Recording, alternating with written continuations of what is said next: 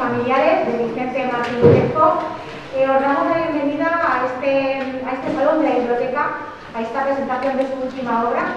Y en primer lugar, pues quiero disculpar la presencia en este caso, del concejal de Cultura, Cánigo Sevilla, que por motivos personales pues, no nos puede hoy acompañar. Pero, sin embargo, pues me dice que os traslade un afectuoso saludo y además, Vicente, pues me traslada que felicidades por tu última obra y además también darte las gracias por elegir por tercera vez a la Biblioteca Municipal Lope de Vega para presentar esa obra. Te deseamos muchísimos éxitos y decirte que tienes aquí a tu casa, tienes tu casa y bueno, pues que estamos a tu entera disposición.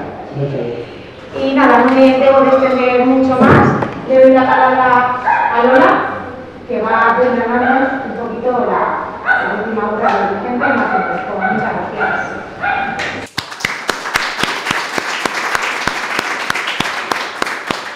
Bueno, buenas tardes a todos.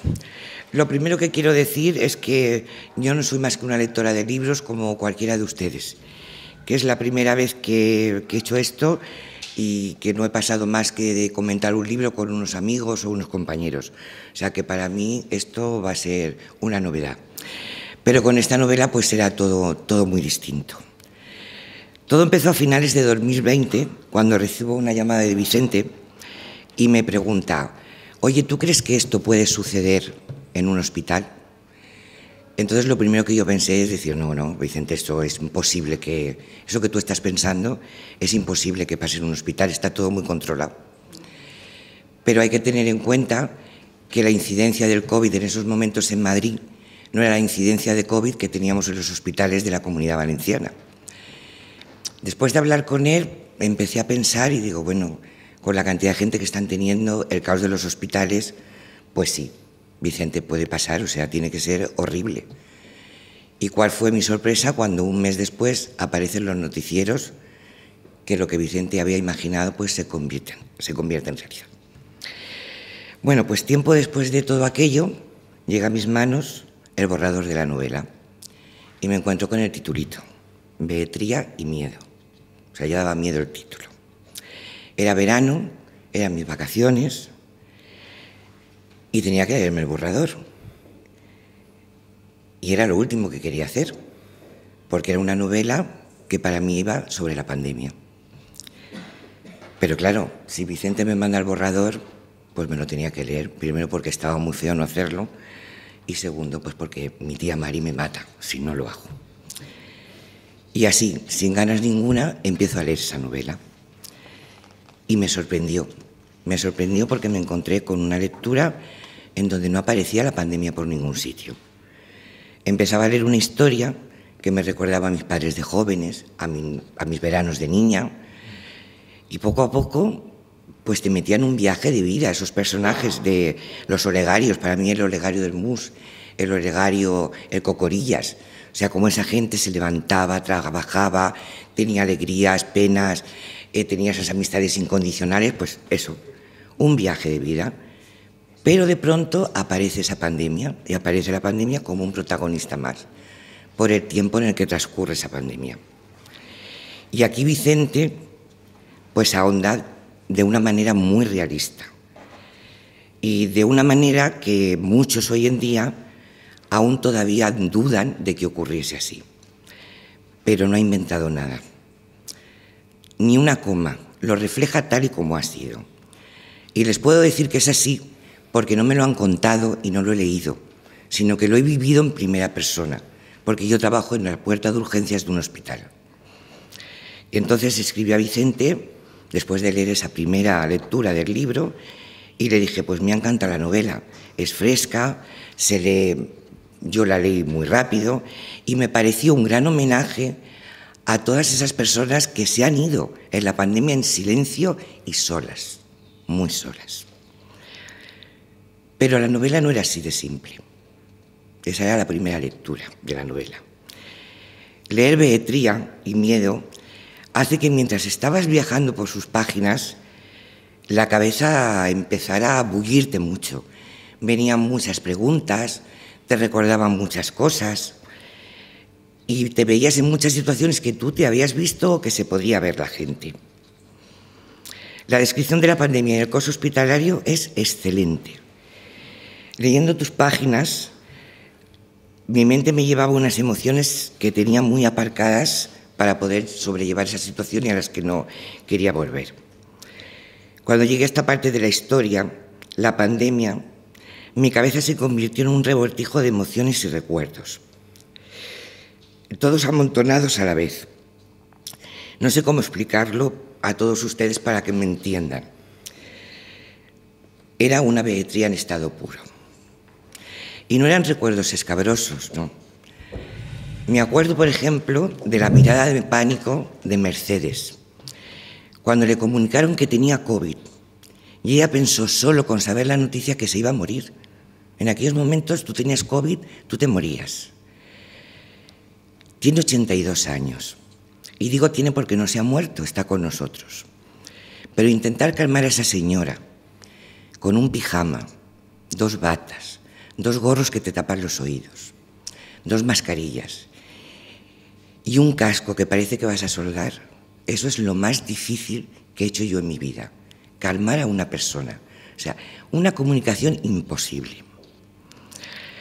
Esas vueltas a casa por la noche, después del trabajo, a las 10 de la noche, cuando la calle estaba vacía y solo oías tus pasos. Eso era miedo en estado puro. El miedo a contagiar a los tuyos. Nosotros no nos duchábamos, nos fregábamos. Los compañeros nuevos, jovencitos, todos con muy buena voluntad y disposición para trabajar, pero que hasta que pasaron unas semanas y se adaptaron al servicio, eran poco más que mochilas a nuestras espaldas. Y los cambios continuos. El protocolo que hoy servía, mañana no servía. El que servía mañana, pasado mañana se cambiaba. Pacientes solos, muy, muy solos. Familiares angustiados, con caras de pavor cuando salías a entregarle sus pertenencias. Y tú con el alma rota porque sabías lo que te iban a preguntar y lo único que podías contestar. No, no puedes entrar, no puedes estar con él. Y bueno, los cambios de turno, horrible, o sea, cada 2 por 3. Hoy mañana, mañana tarde, mañana te quedas, porque había compañeros que no venían. Muchos compañeros de estos se contagiaron y otros tuvimos suerte, tocaré madera. Pero nadie habla de otras secuelas y fueron nuestras ansiedades, nuestras hipertensiones, nuestras taquicardias. Y cuando íbamos al médico a contarle estas cosas y nos preguntaba, ¿has estado en contacto con pacientes de COVID? Te entraba una risa amarga por dentro, una risa muy triste. Y te daban ganas de decir, define contacto, porque era todos los días y durante muchas horas. En esta parte de la novela es como si Vicente nos hubiese estado observando por un agujerito. Ha sido como sin vivirlo, es que no. O sea, ha sido capaz de transmitir absolutamente todo lo que pasábamos en esos momentos. Y Beatriz y Miedo también habla de la vida. Para mí habla de la vida y no me canso de decirlo. Porque en una sociedad como la nuestra, a la que llamamos sociedad de bienestar, Vicente nos muestra a través de las páginas de su libro la cruda realidad. Que ¿es bienestar para todos o es sociedad de bienestar para algunos? Porque este virus yo creo que ha puesto al descubierto algunas vergüenzas de nuestra sociedad que bien o estaban muy tapadas o que no queríamos ver. Con este relato, Vicente, nos hemos dado cuenta y nos hemos dado de bruces con la realidad, porque nuestros mayores no estaban tan bien en esa residencia idílica que todos creíamos y que la sociedad no ha visto o que no le interesaba ver. Vivimos en la sociedad de las prisas y del ya. Todo tiene que ser ya. Ya no hay tiempo para nuestros mayores. En la mayoría de las familias trabajan los 2 miembros de la pareja, con lo cual ya no hay nadie que se ocupe de ellos. Y muchos de ellos viven solos y las visitas son escasas por el ajetreo de la vida diaria. En esta sociedad, el miedo a que les ocurra algo o a no valerse por sí mismos, entre otras cosas, o por no molestar a sus familiares, lleva a muchos ancianos a decidir trasladarse a una residencia. Si tienes una buena paga de jubilación, tu vida, tus recuerdos, tus cosas, se reducen a una buena habitación con buenas vistas, pero ya no eres dueño de tu tiempo. Acciones como desayunar, comer, cenar, ya no serán a la hora que tú decidas, ni comerás el menú que tú decidas. Empezarán a decidirlo todo por ti. Lo más simple, lo deciden por ti. Pero si eres de los que tienen una jubilación discreta, compartirás habitación con quien te designen, no con quien tú elijas. En cualquier caso, toda la vida se reúne a lo mismo, 4 paredes de una habitación. Y eso hablando de ancianos que física y mentalmente se encuentran bien. Si nos centramos en los mayores con problemas médicos importantes, como Alzheimer, demencia senil, etc., aquí ya tenemos un gran problema, porque nos guste o no, la mayoría de las residencias de nuestro país ni están preparadas ni tienen suficiente personal cualificado para atender a nuestros mayores como ellos necesitan. Así que después de leer Beletría y Miedo, muchos pensaremos, ¿qué estamos haciendo con nuestro propio futuro? Porque al final, si tenemos suerte, todos llegaremos a viejos. Y es ahora cuando tenemos que empezar a trabajar para que esta sociedad sea la sociedad del bienestar de la que tanto hablamos, pero la sociedad del bienestar de todos. Y bueno, tengo que darte las gracias por haberme invitado a realizar este viaje con este libro. Gracias a todos.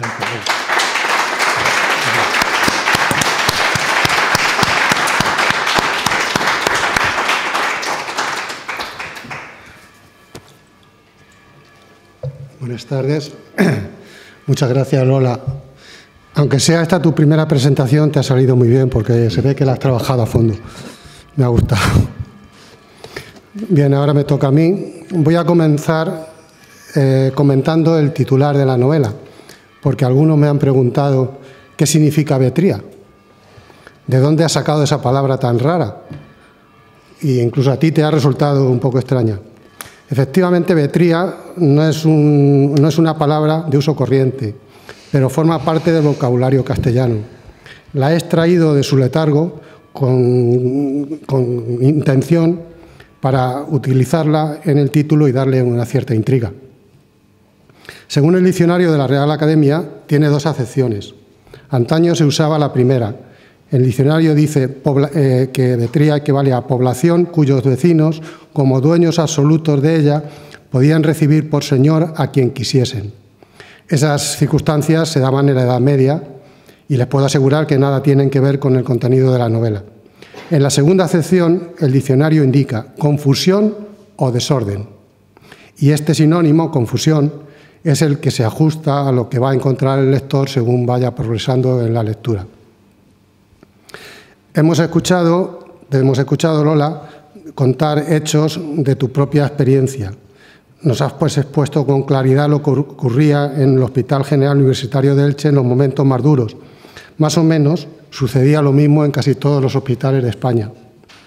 Seguro que se acuerdan ustedes de los telediarios en los que cada día las cifras de contagiados y de fallecidos eran cada vez más altas.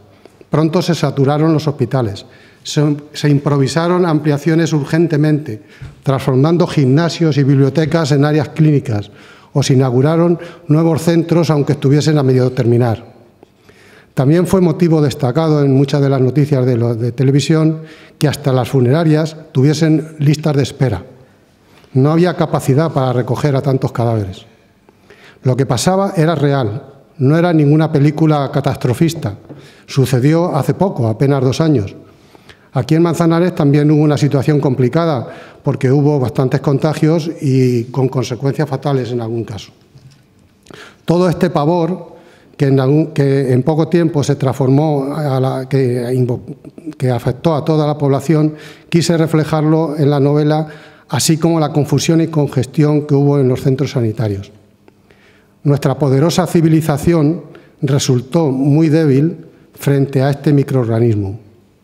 Ningún país tenía preparado su sistema sanitario para soportar una cantidad tan enorme de enfermos como la que causó esta pandemia en pocos días. España tampoco.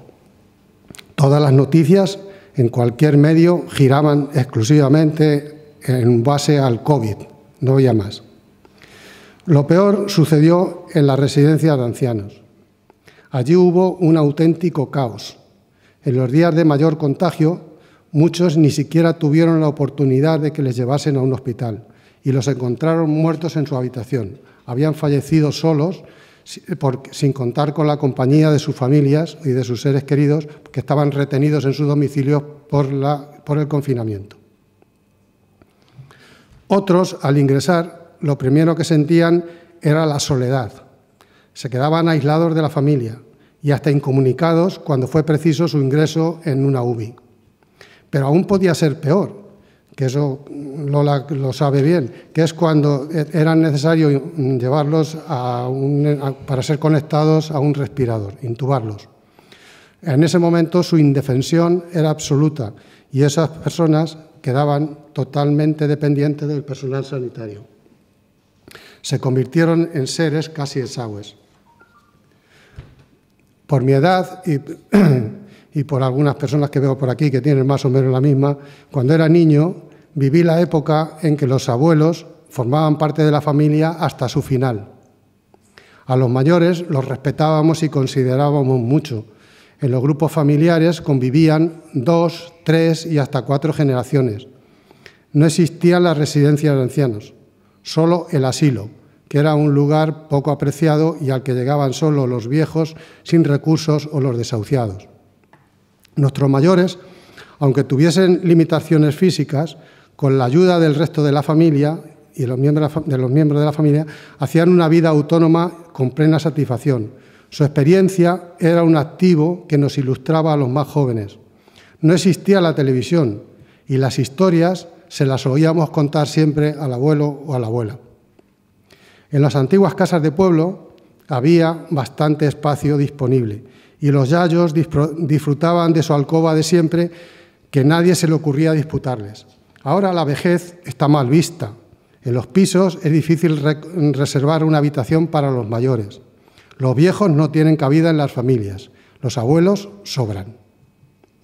En consecuencia, desde que esta cultura se impuso, surgió una demanda creciente de instalaciones en las que alojar a los ancianos y poderosos grupos económicos, buscando una alta rentabilidad, prepararon grandes centros destinados a residencias de la tercera edad, aparentemente muy confortables, pero que por sus características y organización resultaron muy sensibles a la propagación del virus. Estos centros son un negocio con fuerte expansión, con demanda creciente, que es fuertemente estimulada con atrayentes programas de propaganda. Aunque son una solución para atender a las personas con limitaciones o con enfermedades invalidantes que les impiden vivir solas en sus domicilios, no deberían regirse solo por las leyes del mercado. La legislación adecuada y una vigilancia gubernamental debería asegurar que cumplen con su labor sanitaria y social. Por circunstancias diversas, algunos mayores se ven obligados a abandonar su domicilio de toda la vida para mudarse a uno de estos centros, perdiendo así su independencia. Esta decisión tan importante suelen asumirla miembros de su familia con poca participación de los interesados, coartando así su libertad y sus anhelos. Me da una gran tristeza cuando me entero de algún caso de este tipo. Las residencias de la tercera edad son dirigidas por personas, por gestores, que deben rentabilizar sus instalaciones con buenos resultados como cualquier negocio. ¿Cómo consiguen esto? Pues reduciendo gastos en los capítulos más importantes: personal, alimentación, limpieza, sanidad, con criterios casi exclusivamente económicos. La aplicación indiscriminada de estas medidas ocasionó importantes carencias, algunas tan graves que facilitaron que el coronavirus se extendiese en estos centros como la pólvora. Porcentualmente, en algunas residencias, el número de fallecidos llegó a ser hasta 3 y 4 veces mayor que en el resto de la población. En la novela quería resaltar estas circunstancias y espero haberlo conseguido. El segundo grupo que padeció desde el inicio los efectos del COVID hasta extremos inauditos fue el personal sanitario. En muchos casos se contagiaron gravemente por la carencia de medios de protección y los fallecidos fueron bastante numerosos.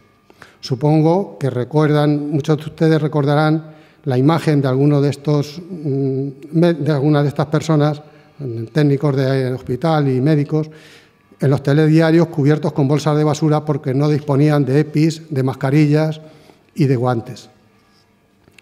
Trabajaron en larguísimas jornadas, atendiendo hasta 3 y 4 veces más enfermos de lo normal.